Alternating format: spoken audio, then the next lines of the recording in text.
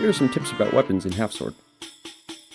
First off, what you may not know is that you can interact with your character when you're choosing your gear in the main menu. This can be especially helpful when choosing what weapon you want to use, and I'll explain why in a second. When choosing what weapon you want to use, it's often a good idea to think about the final boss more so rather than the small opponents on the way. There are many different weapons in HalfSword, but there are two main ways of fighting, up close and personal, and at a range. When it comes to deciding which one of these two options you want to choose, it really comes down to what your opponent has. If your opponent has something short, it would best to be go with something that's long.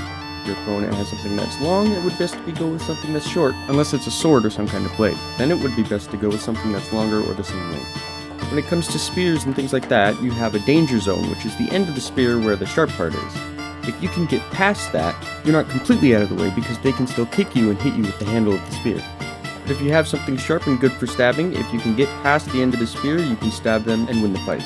Another thing to take into consideration is weight. Personally, I prefer using things that are lighter. This helps a lot when your opponent has something that's heavy because their swing time takes a lot longer, and in that short amount of time, either before or after they swing, you have a chance to get a hit on them and win the fight. Another thing to look at in this clip is my handguard, if you look closely enough, stops this boss's sword, this is the boss Commoneer, from swinging and hitting you. In the Commoneer class, personally, I like choosing swords that have thin blades and large handguards because they can really help a lot. Lastly, remember you can jab. It's a very useful thing to do if you hold Alt and right or left click. Make sure to check out my other video about armor if you're interested in that.